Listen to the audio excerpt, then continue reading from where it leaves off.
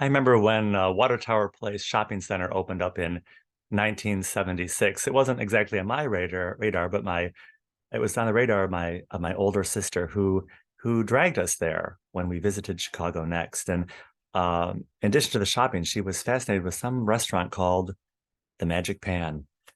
When I later moved to Chicago after college, I remember Water Tower Place and using the Lord and Taylor store along with everybody else as a cut through to the Ritz Carlton and to other destinations. It was similar to cutting through the Bonwit Teller store at the John Hancock Center on the way to the bank.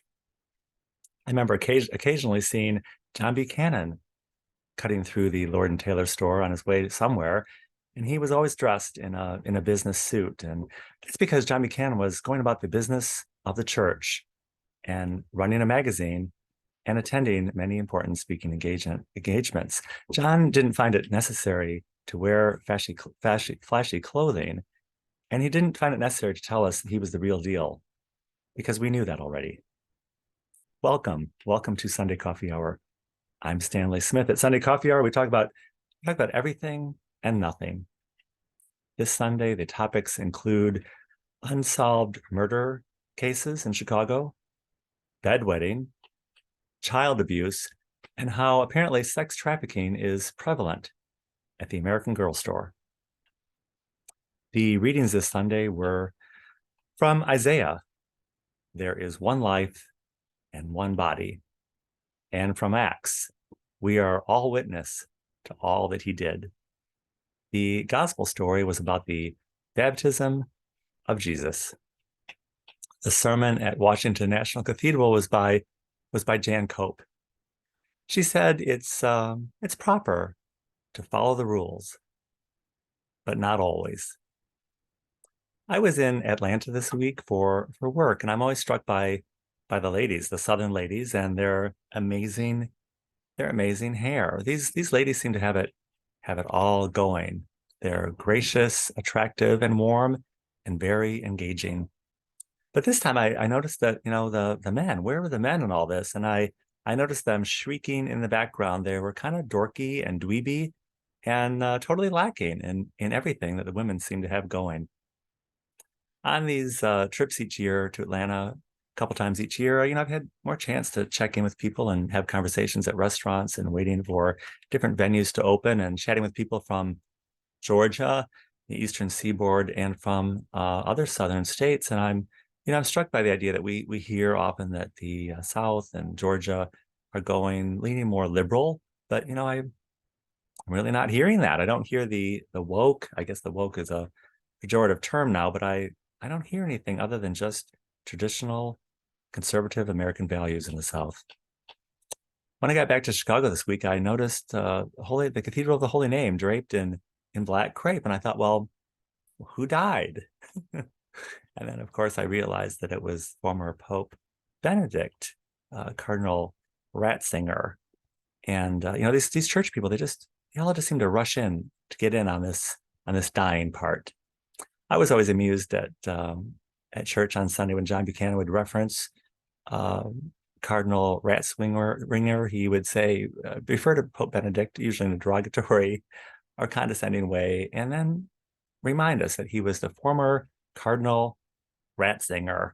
And John would kind of stress the rats part of his name. I later figured it out that it's because Cardinal Ratzinger was somewhat more on the conservative side. We were all thrilled, myself included, when Pope Francis arrived on the scene because he seemed entirely hip and swinging and like a breath of fresh air. And I guess politically he was more liberal leaning, but from a Protestant perspective, we thought, well, this is much more open and more egalitarian, I think is the word, less top down and more bottom up, and that seemed to our liking. But I realized shortly after his installation that apparently there are a lot of conservative Roman Catholics in the United States, and they really weren't that into Pope Francis, but we liked him. I understand that Christianity is a liberal message wherever you are politically, and we knew that John was a Democrat, but that never got in the way of John's message, which was always about God's amazing love.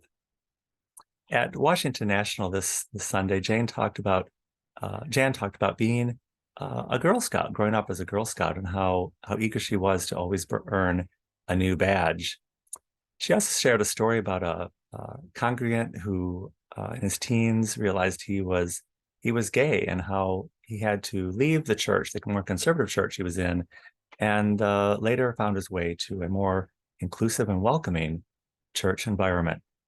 I was reminded about in that story of our men's Bible study class, which I attended for many years, and we had a young student, a young man, who had been welcomed into the church in college. And when he came to Chicago, he was kind of struggling to find his way, and found his way to men's Bible study. And shortly after, he inquired with me where he might be able to find some gay sex.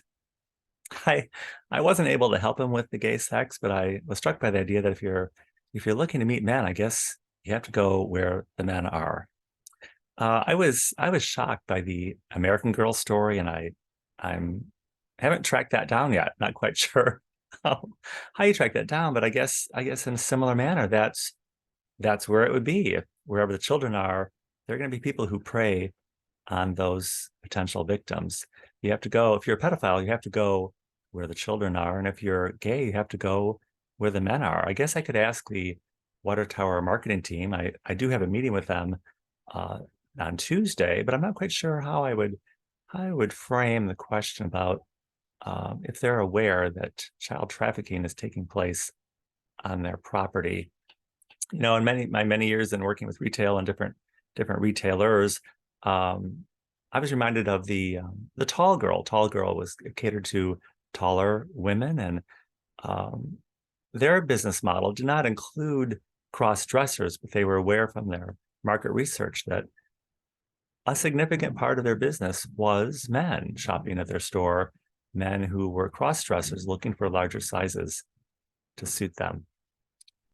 You know, it's challenging. We all none of us want to be in the profiling business, but sometimes we are, whether it's a good fit or not. At church, we heard for many years the idea of being countercultural, and I think that many churches have done a great job at being countercultural. And we used to advertise ourselves at being at the corner of life and faith, but now it seems like we're at the corner of crime and child sex trafficking. And next, here in Chicago, it's going to be casinos. And I'm listening. Where is the church in that? Have we heard anything in the pulpit against legalized gambling? Years ago here in Chicago, Paul Harvey, radio commentator, he gave a radio address, a speech about if I were the devil. You can still find it on YouTube. It's quite shocking, quite entertaining, quite well done, and quite scathing, actually. If I were the devil, and in that address, he talks about how the first place I'd infiltrate are the churches, because if you're looking for sinners, that's the first place you have to go. I don't know if we're a bunch of sinners here at Coffee Hour, but at Coffee Hour, everyone's welcome. If you would like to join us at Sunday Coffee Hour is every Sunday at 12 noon Central Time.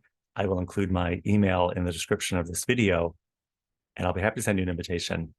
And I look forward to seeing you very, very soon.